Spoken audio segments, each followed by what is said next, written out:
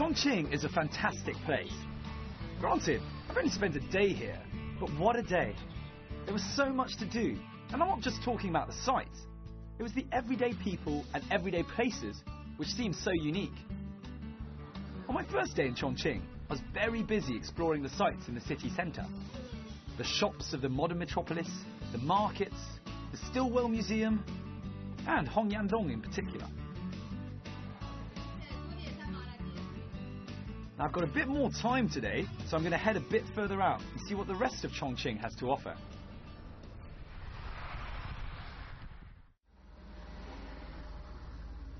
Like most places in Chongqing, Suqikou Old Town is perched on a hill. This one overlooking the Jianling River in the west of the city. Chongqing is changing day by day. Literally overnight you'll find brand new skyscrapers or big shopping malls just sprouting out of nowhere. However, if you do want to look at how Chongqing used to be over 100 years ago, then come to Suqikou. It's situated about 15 to 20 minutes from the town centre and is really worth to really catch a glimpse of old school Chongqing. It dates back to the late Ming dynasty around the 15th century AD. In my view, this is the place to come if you really want a taste of traditional Chongqing. Tea houses, dragon dances and temple fairs all make this a great place to really soak up the atmosphere of old Chongqing. So I've just had a brief explanation of what Suqikou stands for. And apparently, well no, literally Suqi means porcelain and Kou in this context means port. And it was given this name because back in the day, several hundred years ago, it was one of China's main porcelain ports for transportation. And right here beside me we have a very jolly depiction of how things used to look, but I'm not really sure I would have fitted in. A lot of muscle going on around here. Formerly a porcelain production and distribution centre and port, it is filled with flagstones, 100-year-old streets and wooden buildings. Ancient depictions of the town show it as a hub of activity, and it really is. There's commotion everywhere.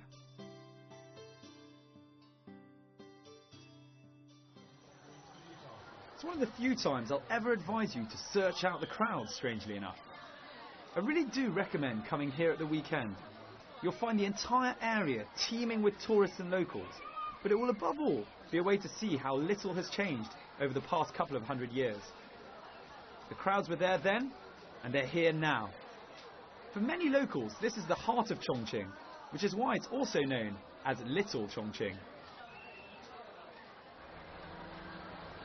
So, I'm right at the edge of the river, here in the heart of Suqikou Port. Now, back in the day, this place would have been teeming, full of people carrying porcelain goods onto the ships and taking them off again. Now, not a huge amount has changed in the last couple of 100 years. Certainly, there's a lot less porcelain, but everyone is still, it's still completely alive here down by the water. And people come for a cup of tea, have a chat with some friends, and just enjoy the weekend like today. Right, so once you've got your bearings, follow the main road down to the river, and you'll really get a taste of what the Chongqing people enjoy doing at the weekend. Like most activities in the city, it's all about getting together with friends and relaxing. Here you can find old and young playing cards and mahjong, chatting away and just taking the atmosphere in. There's all sorts of fun to be had by everyone. It's particularly enjoyable to watch families spending time together. Grandparents, parents and children on a typical Chongqing weekend. This road is a hustle and bustle incarnate, filled with shops, restaurants, street performers and every type of stall under the sun. The commercial street is perfect if you want to pick up some gifts to give to friends. You can find traditional Chongqing souvenirs as well as typically Chinese memorabilia.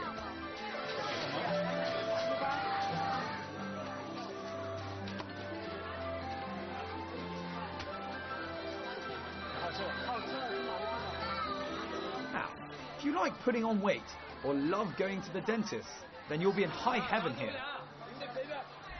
Where are you from? I'm from India. From India. What are you doing all the way down in Chongqing? Wow.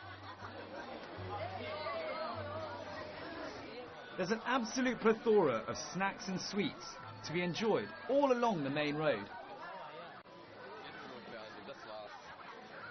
The beauty of the area is that once you veer off the populated high street, you'll be hit by a lived-in Suchiko.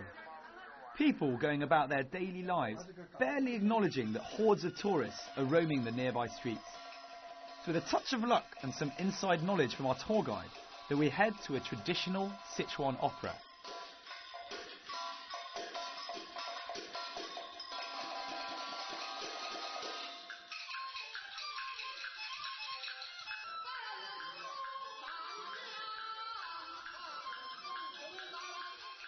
This is an experience, to say the least. At first, it feels like some local open call auditions for something bigger, as several different people take to the stage and entertain the crowd. The fact is, this is very much a local production for the locals.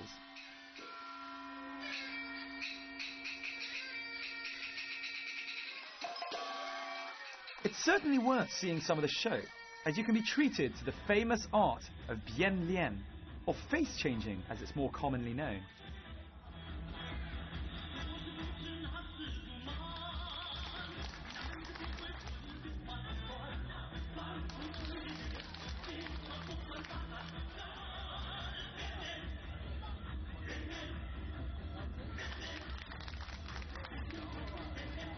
Face changing was first used in a story about a hero who stole from the rich to help the poor.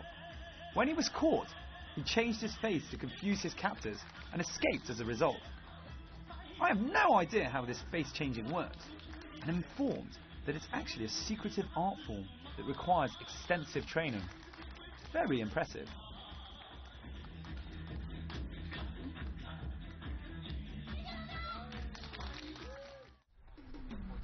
From Suchiko, I head back to Nanbinglu, taking in the sights of the river beside me and the alluring lights. I'm very excited about my first taste of Chongqing's most famous dish, hot pot and night views. What else could a man want? Now, hot pot is Chongqing's favourite dish. It's eaten all year round, even in the summer months, when most of us are cowering by our air conditioners eating ice cream. You can find hot pot restaurants all over Chongqing and all over China, but no one eats hot pot like Chongqingers.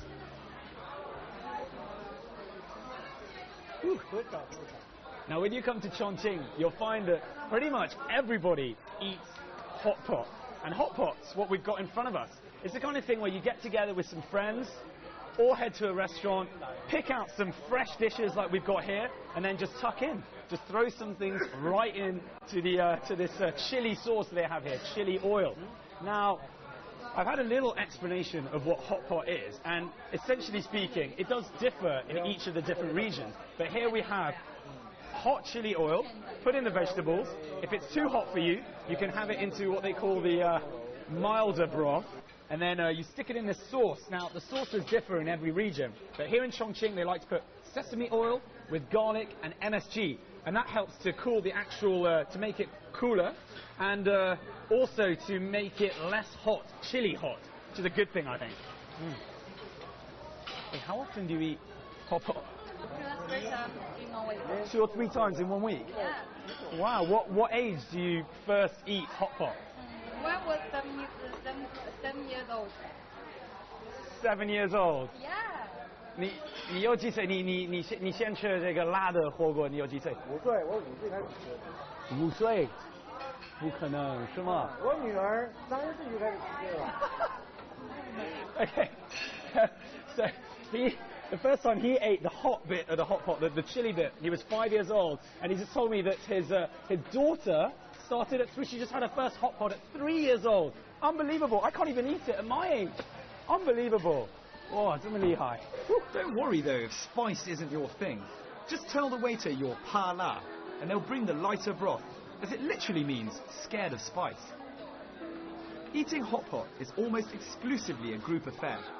In all my time in Chongqing, I never once saw people eating hot pot on their own.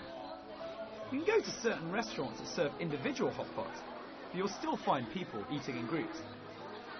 The thing I loved about the hot pot is that it's inherently a lot of fun to eat. It's full of life and action as you fish around for different types of food.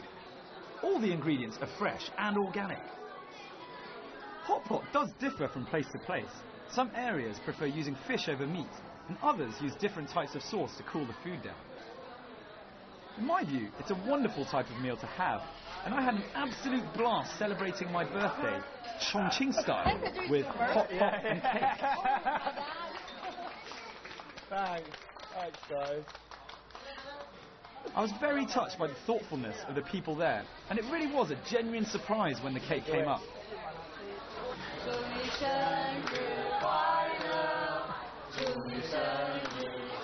I think I seem a little embarrassed to be caught so unawares.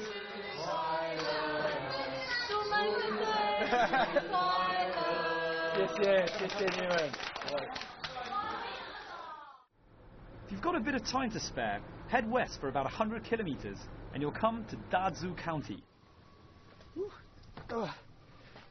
Well, finally made it to Baodingshan, and it's situated about 100 kilometers west of Chongqing, so it's taken us 2 hours. This is as far as our car go, but I'm going to get to the top with this wonderful little electric car over here, which is free, so I'll see you later.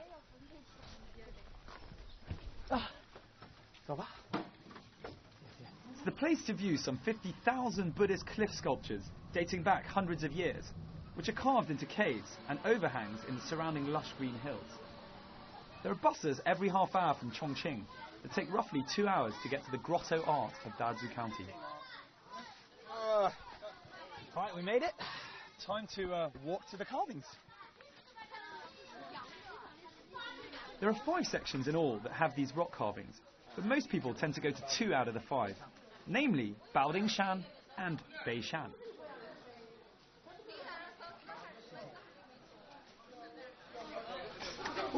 Here it is, my little ticket will let me into Baodingshan and Beishan, so all the rock carvings that you can really want. Oh, wrong place, let's go in here.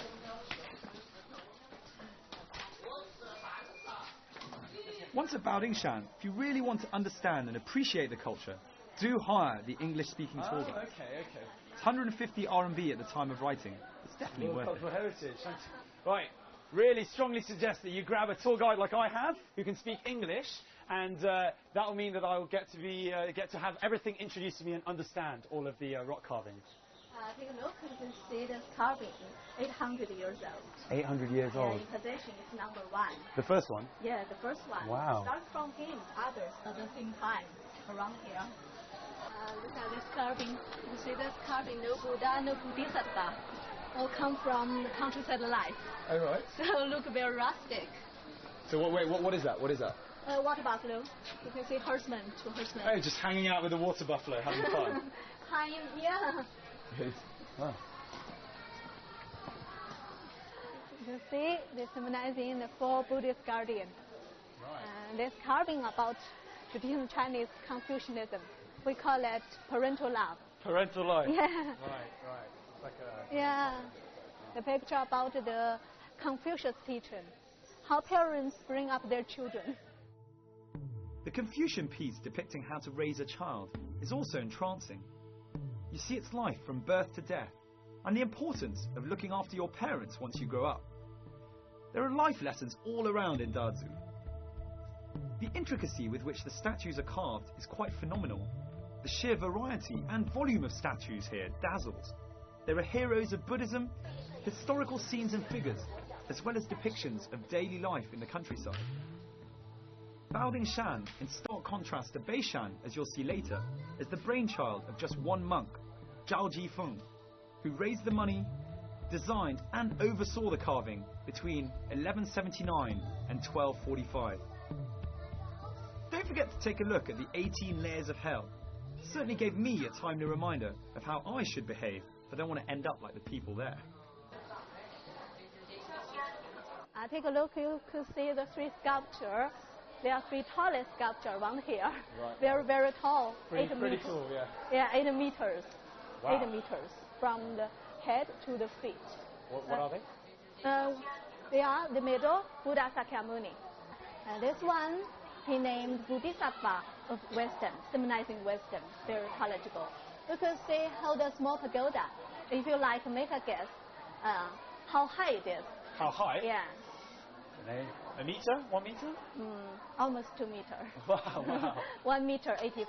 Okay. And how many kilograms? It's probably Weight? It's probably about the same weight as me. You've been working out. No? More than 400 kilograms. Right. Okay. So really not like me. 400. Yeah. Wow, Shock wow. you? Although 800 years have passed since these grottos were made, many of the statues have held up remarkably well.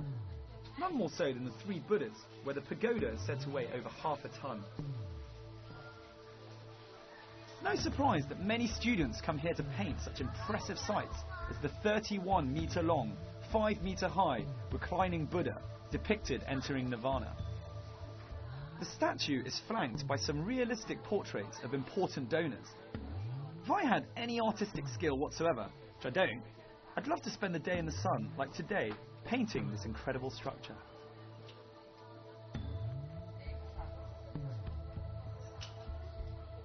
From here, it's only a quick 16-kilometer ride northeast to Beishan, where you're met with an altogether different style of rock carving, which is impressive all the same. Whereas Baodingshan was the work of one man, the structures here were constructed over hundreds of years throughout many different dynasties. So I'm here in Beishan, and we're looking at rock carvings that were built in 892 AD, and that's almost 250 years earlier than Baodingshan. Now, over at Baodingshan, we were looking at local life, or the depiction of local life, and here it's much more about Buddhism and the Buddhist religion. But look how well preserved everything is. Of the 2 sites, this one is smaller and so requires less time to visit. What makes this site, as well as Baodingshan, so special is not the scale, although certain carvings really are impressive in that way, but the quality, state of preservation, and variety of subject and style. Beishan actually includes Dazu's earliest works, which were begun in 892 AD by the military governor at the time, who was posted here whilst campaigning against Sichuanese insurgents. So, what you'll find here is that each of the carvings were made in different dynasties, and in some ways is representative of each one. So, the more affluent, wealthy, longer, less war-torn dynasties are bound to have bigger and more impressive sculptures. And then the poor little dynasties like the Wu Dai behind, which only lasted 13 years, don't really have the cash to spend. So have a look.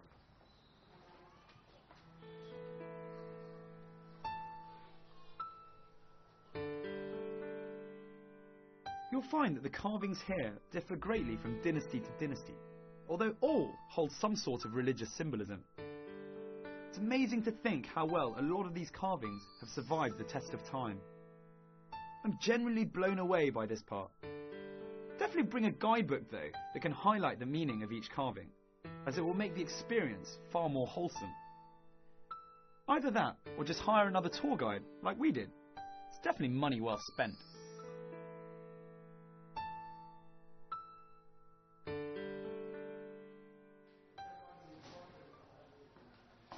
So I'm here at one of the pearls of Chinese grotto art, and it's very simple, very easy to see why. Everything here is just so beautifully and intricately carved. Take this rock carving of Guan Yin. She's looking down on me with her eyes are open, and her skin is so smooth and so lifelike.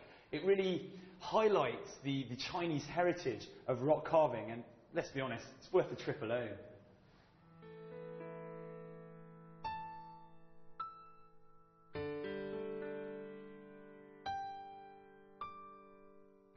It's really too tough to call which one out of the 2 rock carving places I prefer. If you want a well-preserved experience, head to Baodingshan. If you're more into seeing less refurbished, but how it is work, come to Beishan. At the end of the day, both places rock. Excuse the pun.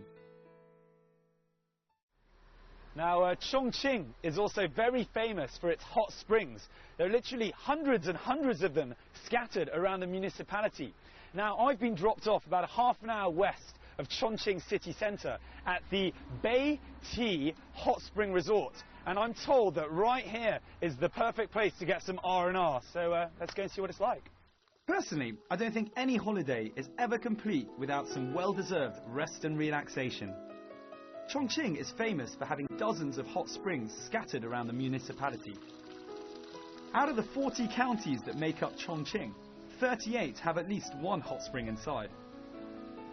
There are many resorts like this one throughout the area, and I can't recommend coming here enough. With all sorts of different types of springs, as well as more standard poolside attractions, you'll find it hard not to relax here. Now, all of the hot spring resorts differ in their own ways. Here we have lots of little hot springs with different functionalities for each one. This one is a tea hot spring, and what that one does is help you lose weight, I've been told. The next one is a red wine hot spring, and that one's to help stimulate the red blood cells. And the one on the left is for vinegar to help your skin. There are lots of other ones, ginseng, flowers, but it's the weekend, I'm going to have some red wine.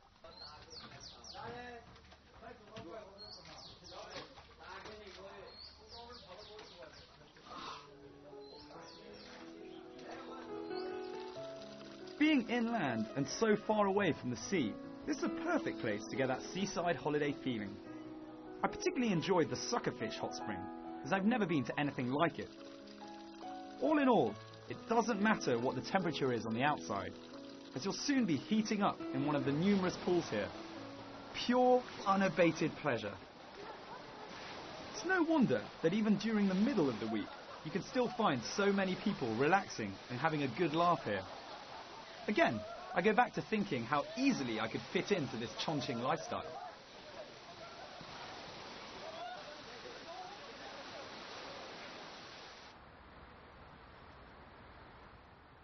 Well, following a wonderful day outside the city limits, it's nice to come back to town and get ready for another must-do activity in Chongqing. We've conquered the air with the cable car, now it's time to conquer the water.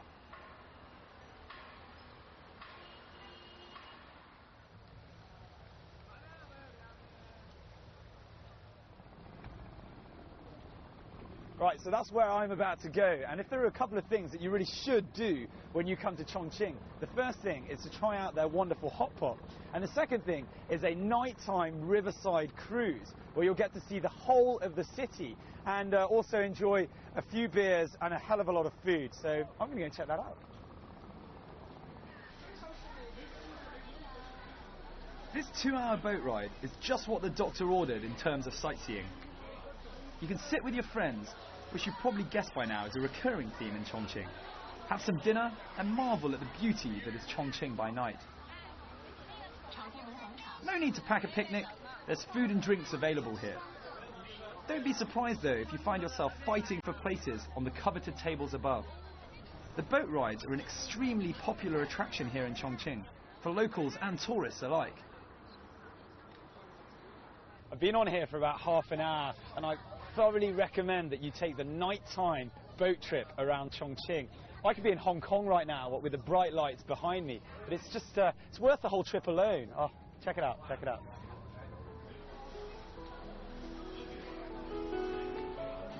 Don't be surprised to find that everyone on the boat is equipped with a camera or a video camera.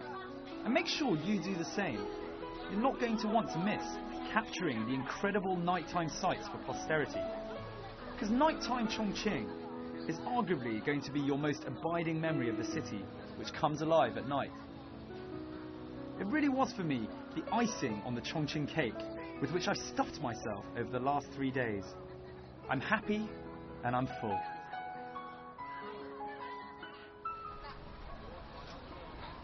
Well, hopefully the camera's doing justice to just how peaceful and relaxing the atmosphere is here today. I mean, I'm on top of the world, strolling along the river, taking in the beauty that is Chongqing at night. I mean, have a look at that behind me. Unfortunately, that's all the time we've got left for today, but I really hope you've enjoyed discovering this fascinating city. I'm Mark Edwards, and I'll catch you very soon on another episode of Travelogue.